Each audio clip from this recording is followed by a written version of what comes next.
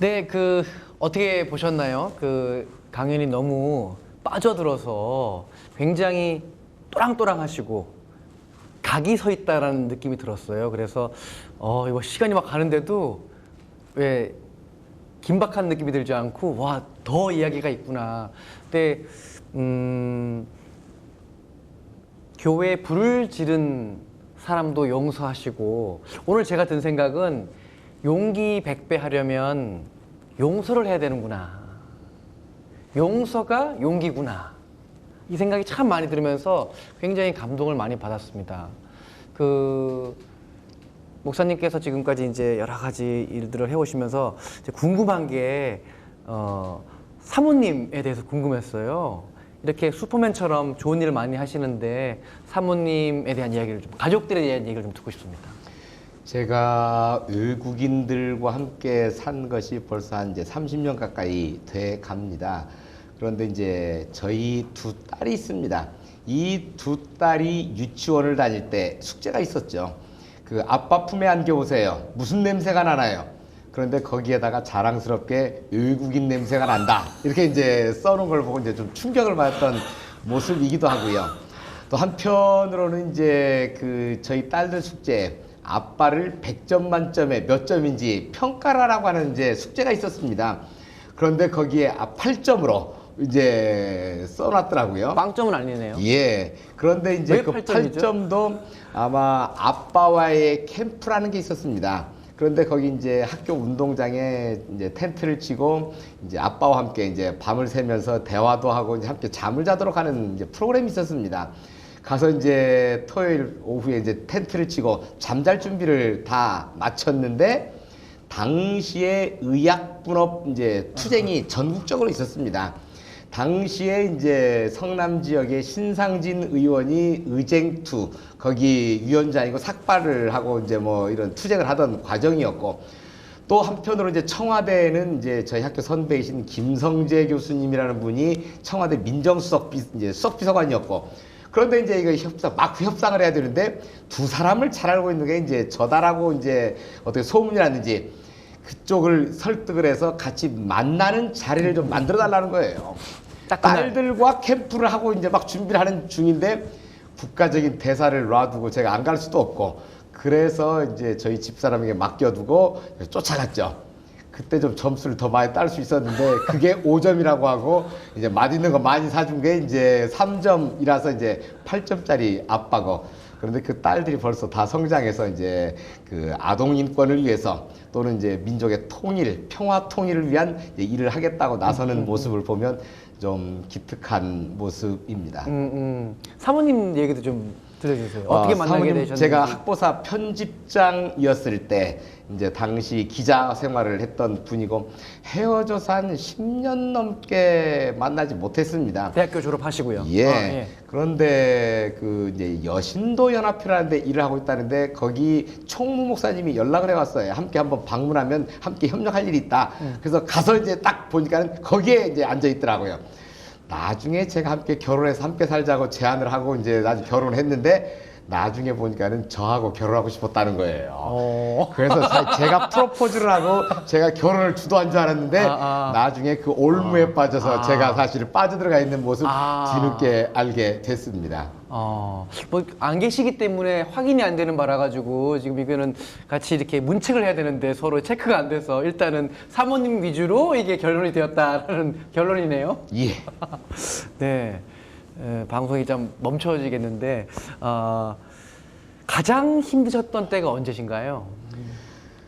끊임없이 뭐 그런 사건들은 터지고 있고 또 참 역부족인 경우, 참 억울한 그 사건들을 도저히 처리하지 못하는 이런 일들이 있을 때마다 참 안타까운데, 그때마다 사실은 이제 이 땅의 민주화를 위해서 또 연약한 이웃들을 위해서 희생하고 헌신하고 이제 앞서가신 분들이 있습니다. 근데 그분들을 떠올리면서 그렇게 목숨을 바쳐 일하시는 분도 있는데 내가 살아있는 우리들이 더 용기를 내고 열심히 살아가야 하지 않을까 하는 생각을 하면서 이제 용기 백배할 수 있다고 생각합니다. 아까 구속까지 당하셨는데 그때는 구속 당하셔서 어느 정도 계셨나요? 한 4달 정도 감옥 생활을 했고요. 어쩌면 이제 완등이라는 영화를 보셨나요?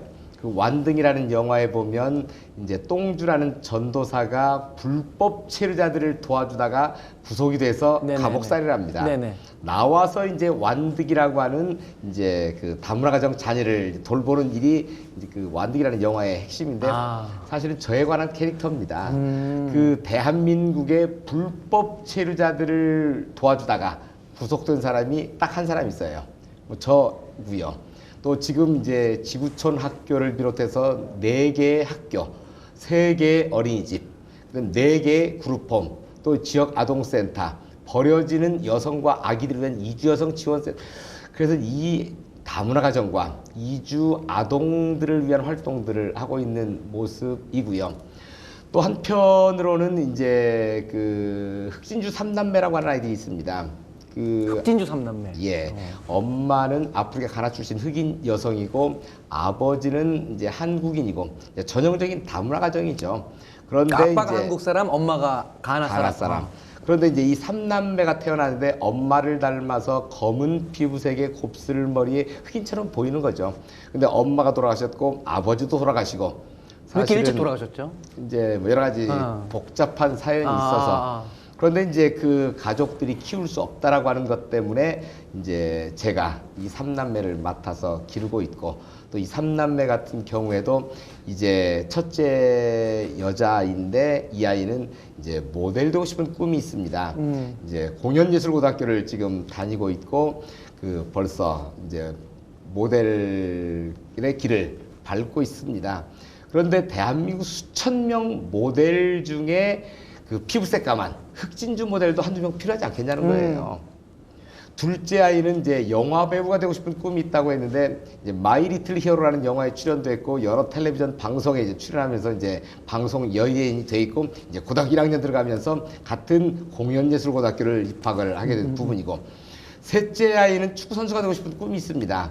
지금 축구부에 들어가서 이제 중학교 주전 자리를 꿰차고 지금 열심히 공을 차고 있는 자랑스러운 모습이고요.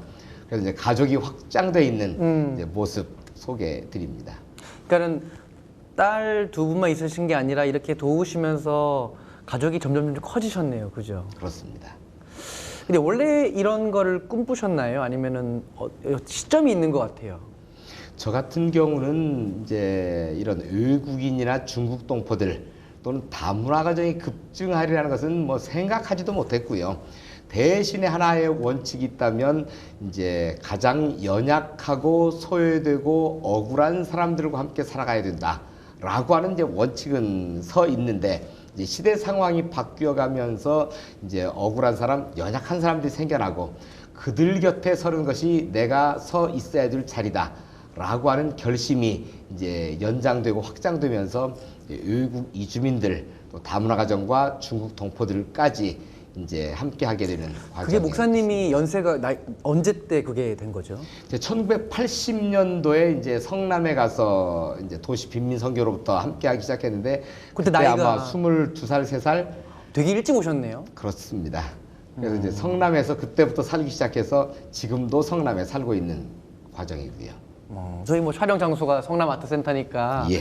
뭐 목사님 땅에서 하고 있는 건 다름없는데 대부분의 지금 뭐 아시겠지만 한국의 젊은 청년들이 20대 뭐 22, 23살일 때는 지금 다들 뭐 N포 세대다, 힘들다, 포기하고 이런 시기에 다들 좋은 회사, 알려진 기업 이런 거에 들어가는 걸 꿈꾸셨다면 목사님은 그 나이에 굉장히 어찌 보면 남들이 가지 않는 길을 가셨는데 어떤 돈이나 명예나 이런 거가 싫으셨나요? 아니면은 제가 궁금해서. 예, 저는 어릴 때 커서 뭐가 될래 하면 이제 고장로가 될래 그런 얘기를 했었습니다. 고장로요? 예, 시골 작은 교회라서 목사 전도사가 없는 이제 고장로님이라는 분이 설교도 하고 말씀 전하는 그런 조그만 교회에서 나도 저런 분이 되고 싶다 뭐 이런 생각을 했었는데 사람들이 그 말을 듣기만 하면 웃는 거예요.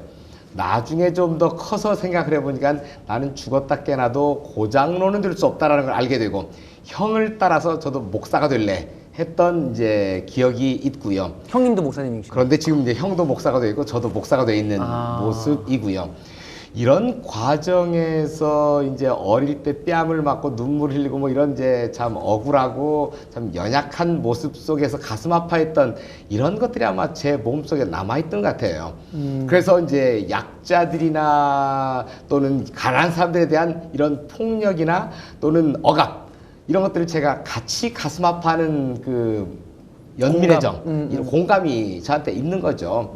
그래서 이제 성남에 오게 되고, 그런데 이제 지금까지 이제 50대 중반을 살아가면서 돌이켜 보니까 이제 아까 처음 강의할 때 말씀드렸던 대로 그 낮아지고자 하는 자가 높아진다는 거죠. 어쨌든 처음부터 높은 곳을 향해서 다 올라가고 동료를 짓밟고서 올라가야 되고 돈 잘 버는 자리, 높은 자리, 권력 있는 자리를 찾고 올라가려고 하는데 꽃들에게 희망을이라는 그 동화에서도 보면 그 애벌레가 꼭대기까지 서보는 거죠. 아무것도 없는 허공일 뿐이죠. 그런데 거기 지나가는 나비 한 마리가 속삭이는 거죠. 내려가서 죽어야 돼. 그럼 나같이 나비가 되고 이 창공을 자유롭게 날 수 있을 뿐만 아니라 그 동화의 제목이 꽃들에게 희망을이에요. 이 꽃 저 꽃을 다니며 꿀을 뽑고 화분을 묻히면서 사실 교배를 시켜주는 거죠. 자기도 자유로운 창공을 나르는 삶을 살지만 남들에게 희망을 줄 수 있는 이런 이제 그 삶이 가장 본받을 만한 삶이 아니겠느냐. 사실 우리 젊은이들 참 직장도 없고 여러 가지 복잡한 가슴 아픈 시대를 살아가고 있습니다만 남들 가지 않는 길을 가려고 하는 것, 가장 낮은 곳에서 자기의 길을 선택하는 게 필요하다고 생각합니다. 또 이제 그 낮아지고자 하는 자가 높아질 것이라는 말씀과 함께 예수님께서 좁은 문으로 가라고 말씀하는 겁니다. 넓은 문은 그 문이 넓고 편해서 가는 사람이 많지만 멸망에 이르는 문이라고 하는 것이고요. 또 하나 좁은 문은 그 길이 협착하고 좁아서 가는 사람은 적지만 생명에 이르는 문이라는 거죠. 어쩌면 저 같은 경우도 남들 다 하려고 하는 길은 안 가고 싶은 겁니다. 자존심도 상하지만 남들이 하는 일을 제가 뒤따라간다는 것도 좀 자존심이 허락하지 않는 부분도 있고요. 남들이 불가능하다고 하는 일, 남들이 안 하겠다고 하는 일, 못 하겠다고 하는 일, 해서는 안 되는 일이라고 포기하는 일을 저는 사실 손을 대는 거죠. 그러다 보니 이제 외국인들을 위한 병원을 만들고 이 병원 외국인 노동자 전용 의원입니다. 외국인들만 받는 병원이고요. 그런데 진료, 검사, 수술, 입원 다 무료입니다. 또 학교를 만든다고 할 때 다들 쌍수를 들고 반대했습니다. 돈도 없으면서 어떻게 학교를 만들겠냐는 거예요. 사람으로서는 할 수 없지만 하늘의 뜻이 있으면 가능하다는 거죠. 그래서 학교를 만들고 그 학교가 4개가 되고 뭐 지역아동센터, 어린이집 또는 그룹홈을 만드는 이런 과정들이 좁은 문을 선택하는 거죠. 또 한편으로 이제 그 급식소, 또 쉼터 또는 어린이집 넓은 공간이 많이 필요하고 사람 손도 많이 투입돼야 되고 재정도 많이 투입되는 그 남들을 꺼려하는 일만 골라가면서 하는 거죠. 어쩌면 좁은 문을 선택하는 것, 우리 젊은이들이 선택해야 될 내용 아닐까 싶고 하나 더 말씀드리자면 거저 주는 일 하는 것 가장 좋겠다고 생각합니다. 거저 주는 일. 예, 그 대가를 바라지 않는 일. 사실 저희 모든 사업이 학교 또 그 입학금 등록금 무료입니다. 또는 급식 또 스쿨버스 다 무료이고요. 준비물까지 다 무료로 해줍니다. 병원도 진료 검사 수리만 다 무료고요. 또 그 쉼터 급식소 다 무료고요. 어쩌면 거저 주는 거예요. 거저 주면 거덜이 나고 막 망할 것 같은데 저희들 정부 지원을 받지 못하는 단체입니다. 그럼에도 불구하고 저희 사업은 나날이 확장되고 발전되고 있는 모습 보여주는 거죠. 뭐 예를 들어 본다면 어디서 이게 돈이 오는 거죠? 하늘이 주시는 하늘에서 거죠. 떨어지나 보죠. 예. 그런데 이제 그 목사님의 하늘에서는 예. 돈이 떨어지시나 봅니다. 그 여기 안 떨어지지? 맑은 이제 직곁에 샘물이 활활 쏟아져 나오는 거죠. 동네 사람들 다 떠가는 겁니다. 그런데 이 맑은 샘물을 솟구치는 것을 이제 울타리를 치고 돈 내지 않으면 떠날 수 없다. 막았죠. 예전에 뭐 돈 내고 물 떠갈 사람이 없죠. 그러다 보니 퍼내지 않다 보니 고여있는 물은 썩기 마련이고 물을 퍼내지 않으니 이 샘물은 막혀버리는 거죠. 그 샘물을 퍼내면 퍼낼수록 더 맑은 샘물이 콸콸 쏟아져 나오는 이치와 같다고 생각하는 부분이고요. 어쨌든 이웃과 함께 살아가고 가장 가난하고 연약하고 그 억울한 사람들과 함께 살아가는 것, 그리고 그들과 함께 내 정성과 내 섬김을 바칠 수 있다면 그 복받는 비결이고 성공할 수 있는 그 삶을 살아갈 수 있다라고 생각이 들어집니다. 또 한 가지 여담이라면 예전 그 제가 서울에 처음 와서 이제 뺨을 때리도록 했던 선생님 5월에 스승의 날만 되면 한번 그 선생님 찾아가자는 그 캠페인이 나올 때마다 그 선생님 한번 만나보고 싶었어요. 그런데 그 선생님 만날 것을 제가 바랬지만 20년이 지나도록 만나지 못했습니다. 한편으로는 용기도 없고 또 만나서 뭐라고 이걸 설명을 해야 될지. 그런데 20년쯤 지날 때까지도 제 마음에 상처에서 피를 흘리면서 제가 아파했어요. 그런데 20년쯤 지난 다음에 내가 언제까지 이렇게 아파할 거냐. 이러지 말자. 내가 차라리 선생님 용서해 주자. 그런데 이제 용서해 주자라고 하는 말 속에는 비겁함도 포함되어 있었어요. 내가 그 선생님 찾아가서 만났을 때 선생님께서 단 한마디로 나는 내가 누군지 모르겠다. 기억이 안 난다. 나 그런 일이 있었는지도 모르겠다라고 하면 제가 어떻게 설명할 거예요. 사실 가해자는 기억하지 못하지만 피해자만 상처를 안고 피를 흘리고 있는 거죠. 그래서 이제 궁여지책으로 내 치유도 하고 선생님 용서해 주자라고 생각을 했어요. 그런데 상처가 아무 듯 하는데 상처가 아물진 않더라고요. 그 다음에 제가 작전을 하나 또 바꿨습니다. 그 선생님께 감사를 드리자. 용서해 주는 게 아니라 도리어 감사를 하자. 그래서 그 선생님이 나를 그 어릴 때 불러내서 반장시켜서 뺨을 때리도록 하고 그랬기 때문에 어쨌든 제가 인권 문제, 노동 문제, 억울한 외국인 노동자 문제 이 일을 하면서 상도 받고 훈장도 받고 그 선생님 까닭이다. 그럼 선생님께 미워하거나 용서 차원이 아니라 감사를 하자. 그런데 제 마음의 상처가 깨끗이 나았어요. 살이 돋아 올랐고 상처가 없어졌어요.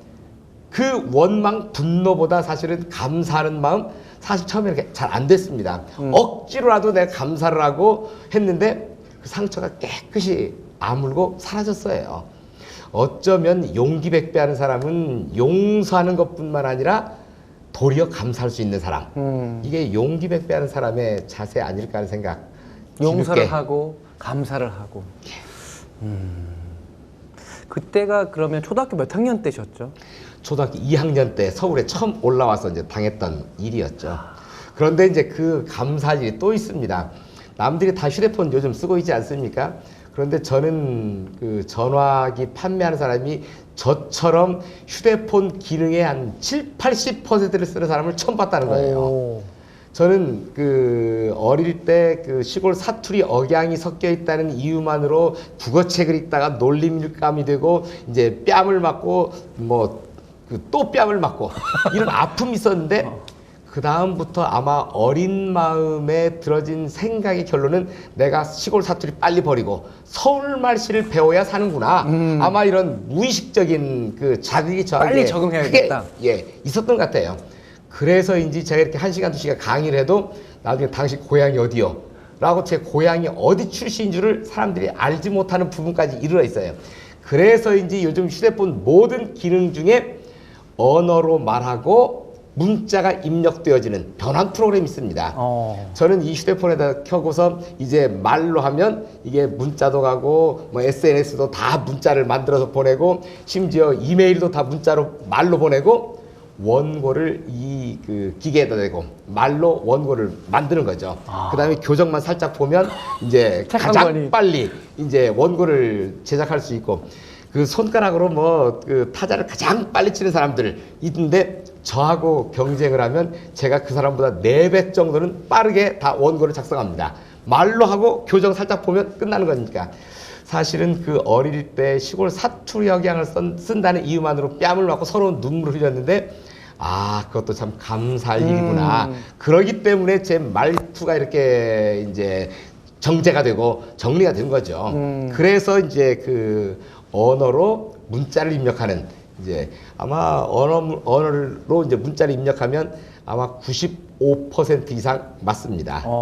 이제 그래서 참 그것도 감사할 일이다라는 생각해 봅니다. 그 성경에 보면은 그 이제 왼쪽 뺨을 맞고 아니면 오른쪽 뺨을 내주어라, 예? 그 용서하고. 근데 그걸 이미 2학년 때 겪으신 거네요. 그러고 지금도 이제 끊임없이 그렇게 하려고 하는데 사실은 아직도 용기가 모자라서 다 다 용서하지 못하고 다 이해해주지 못하고 따지고 혼을 내고 또는 뭐 큰 소리를 쳐서 나무라고 아직도 용기백배하지 못한 모습이 저에게 남아있고 오늘 이 프로그램 출연을 기점으로 좀 더 용기백배해서 더 용서하고 더 감사할 수 있는 삶을 좀 살아야 되겠다라는 다짐해 봅니다.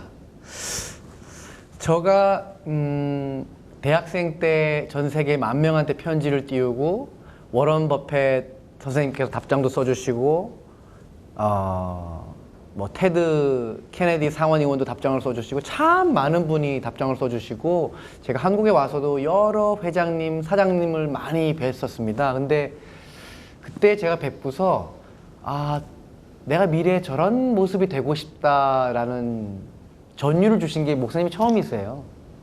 고맙습니다. 돈이 많고 회장님이고 부를 많이 쌓은 게 아니라 저분은 실천하시는 분이고 사랑을 행하시는 분이구나. 되게 와닿았어요. 되게 멋있었고 제가 참 높으신 분들을 많이 만났지만 그렇게 저로 하여금 내가 나이가 들었을 적에 저분 나이가 됐을 때 저렇게 많은 사람들을 도왔으면 좋겠다. 제가 든 느낌은 이분이 슈퍼맨이구나 라는 생각이 그날 들었습니다. 저는 작년 2015년 12월 26일에 꼭 빨간색 망토를 두르고 파란색 내복을 입고 날뛰어야만이 슈퍼맨이 아니라 남들이 힘들어할 때 나타나시고 같이 어루만져 주시고 눈물 닦아 주시고 그래서 참 한국의 젊은이들이 많이 알아야 되고 느껴야 할 분이구나. 그래서 용기백배에 꼭 제가 초대를 하고 싶었는데 또 네팔도 갔다 오시고 되게 바쁘신 일정 중에서 오늘 또 이렇게 와주셔서 너무너무 감사드리고